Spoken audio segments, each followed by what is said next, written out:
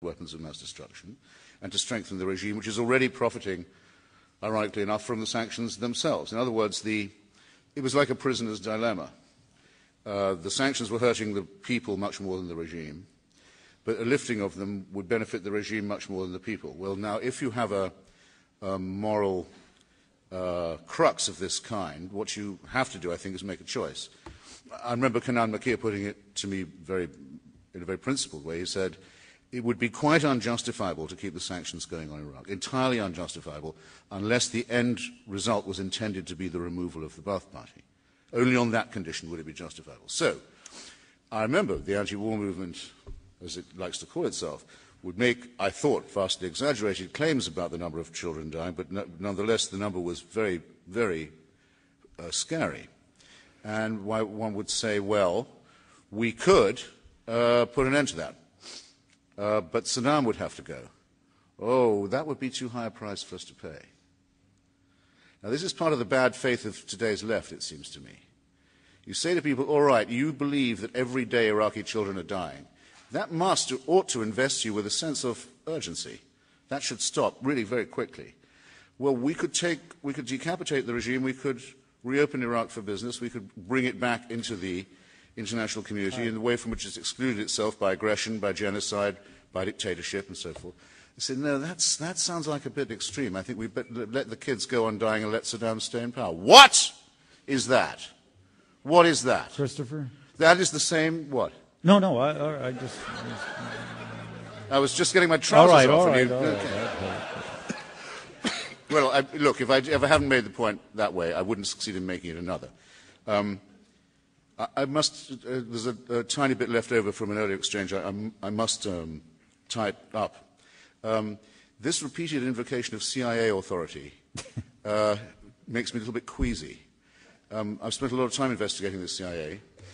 I've spent a lot of time investigating its many crimes and misdemeanors and its innumerable subversions of the United States Constitution, about the preciousness of which I think Mr. Ritter and I are agreed, and subversion also of the democratic constitutions of other countries. That's only half of the bill of indictment against the CIA. The other is its unbelievable incompetence for what we now know to be a $400 billion intelligence operation, though we're not supposed to know even that budget. This agency is so reliable it doesn't even want to know how much we spend on it, let alone be audited. In return for that, the only American able to infiltrate the Taliban was John Walker Lind of Marin County, California.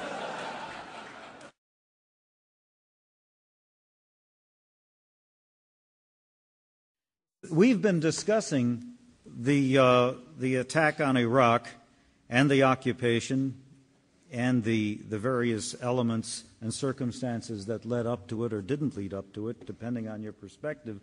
But incredibly, we've all of us overlooked the link that's been made by the administration to September 11th, 2001.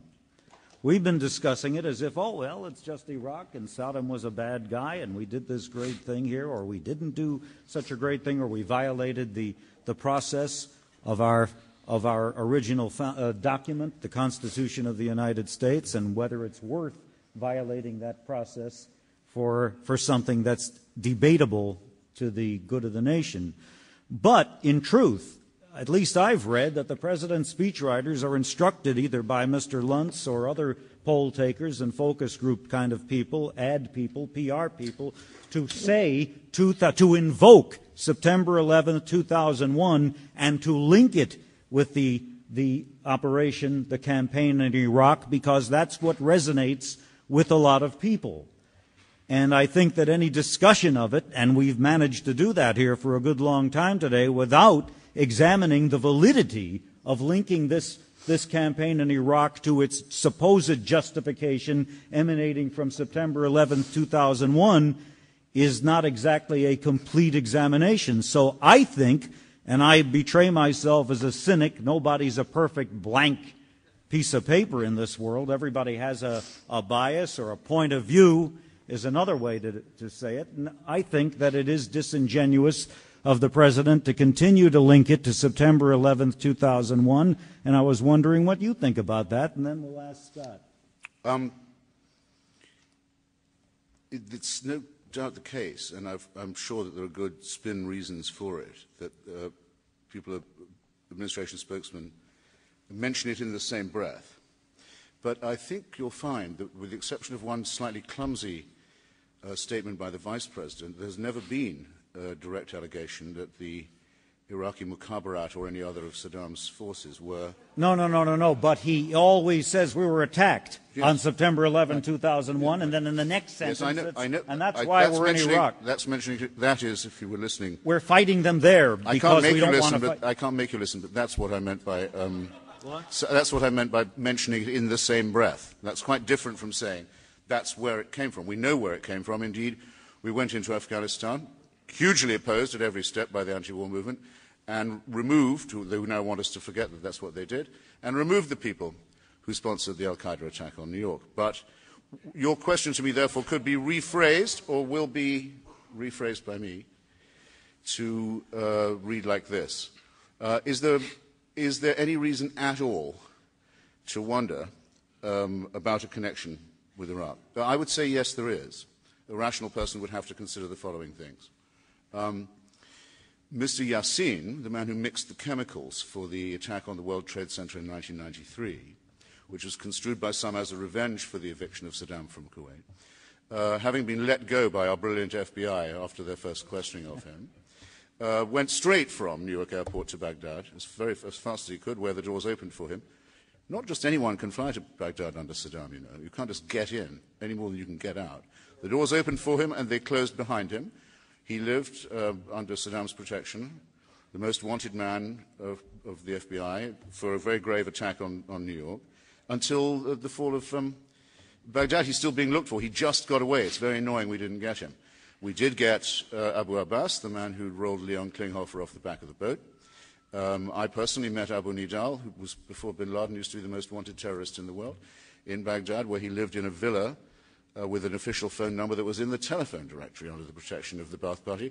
The place was riddled with this kind of thing, and had become more and more Islamic, was the most fascinating thing about it. Another really stupid thing the CIA still says is, oh, you have to understand how secular Saddam Hussein is. That's one of the ways you can tell that someone knows nothing about Iraq, is to say that. The other, by the way, is to say it's a dead giveaway. Yes, I agree, Saddam was a bad guy. That's another way of knowing. People neither know nor care about Iraq. But anyway, Saddam was so secular, in fact, that he put a verse of the Quran on the Iraqi flag, where it had never been before, built a huge mosque in his own name, wrote a Quran which he says was written in his own blood. It's certainly blood. There was a lot spare going around in Iraq at the time. Turned Iraq into, and its media into an openly jihadist forum, constantly pumping out the theme of holy war, subverted the PLO by openly paying for the Islamist suicide bombers among the Palestinians, allowed his media to welcome the attack on the World Trade Center in 2001, the only regime in the world to do so, and suddenly, and lo and behold, and here's one thing that Colin Powell did actually get right in that terrible speech at the UN, al-Qaeda people from Afghanistan find themselves turning up in Iraq. Again, a country not that easy to get into or get out of, including Mr. Abu Musab al-Zarqawi, who, as a Jordanian freelance with no previous experience in Iraq, seems to have done quite well, to me, emerging as a leader of a quite impressive movement that seems to know where everyone lives and how a lot of the power grids work, and other things like that that are very useful for campaigns of terror. Almost as if he was working with the former police of a former regime who'd kept the records and understood how things worked. In fact, it's even thinkable that he knew these people before, and that the fact that there's now an obvious, direct, clear, day-by-day, intimate cooperation between Baathism and bin Ladenism may not have started just because George Bush was mean to them. It's possible, it's thinkable, that that was in train before, and that some such horrible mutation would have been the successor regime in Iraq. So we're not talking about punishing the last one, because we took care of that. We're talking about forestalling the next one. And for these and other reasons that I've given, I think it would be very rash, in fact it would be very irresponsible, to overlook the possibility of a Hitler-Stalin pact, of a collusion between Baathism and bin Ladenism, especially since that very mutation is now our deadliest foe. Thank you.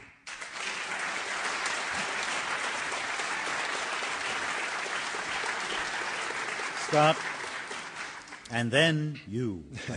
Well, I'm going to start off by thanking Mr. Hitchens for everything he's